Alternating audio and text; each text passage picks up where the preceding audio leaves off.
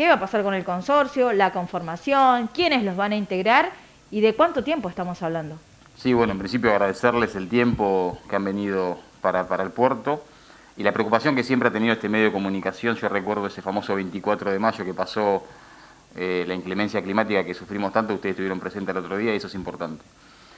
La verdad que los tiempos de la designación como presidente de manera oficial se van a demorar un poquito, eso suele pasar siempre, y una vez que tengamos ese decreto de nombramiento como presidente podemos avanzar claramente en la conformación del directorio.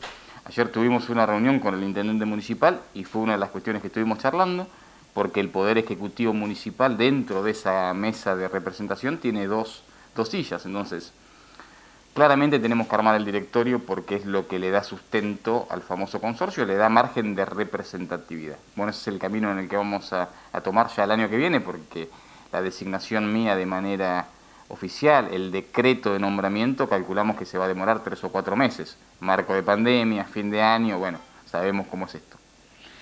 ¿Quiénes son aquellos que van a integrar? ¿Quiénes son los que tienen, como vos bien lo decías anteriormente, una silla en el consorcio?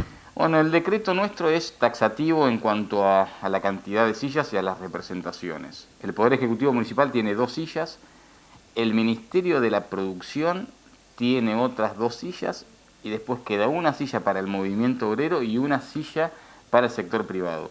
Ese es el punto de equilibrio desde mi punto de vista ideal, conforme es un consorcio con mayoría de representación estatal.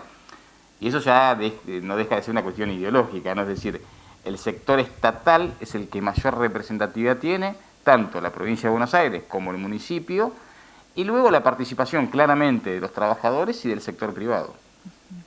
Dentro de lo que tienen que ver esas 2 sillas del ministerio, como bien lo decías, ¿qué características deben tener? La realidad es que son 2 ¿Es cargos políticos. únicamente, claro, a eso quería ir, son cargos netamente políticos que se deciden o tienen que tener una correlación con justamente en este tema que tiene que ser el puerto? No, son 2 cargos políticos que claramente son del frente de todos. También hay que decirle a la gente que esos 6 cargos de directores son ad honorem. Es decir, hay que tener pasión, querer al puerto, porque hay que venir a trabajar sin percibir ningún tipo de salario.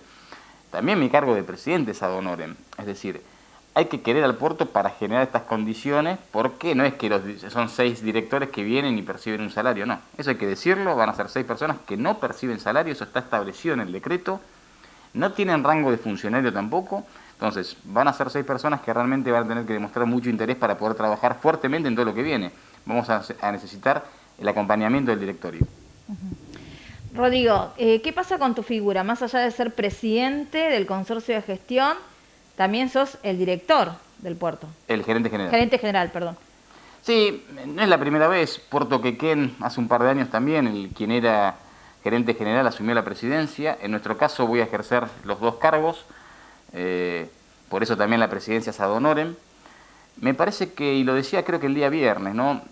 Esta situación que la política ha apoyado, la política local, la política seccional, ha apoyado para que, no en mi figura personal, sino en la figura de todos los trabajadores portuarios podamos tener y ocupar este espacio de toma de decisiones, es importante. Es decir, los trabajadores tienen un representante que es el presidente.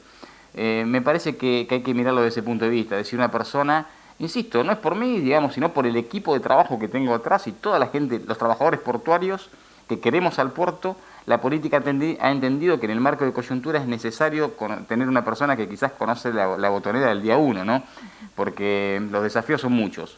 Yo estaba haciendo hoy enviando alguna información a la Subsecretaría de Asuntos Portuarios y tenemos desactualizado, por ejemplo, los cuadros tarifarios en algunos conceptos del año 83. Es decir, tenemos muchísimo trabajo por delante, tenemos infraestructura de más de 70 años.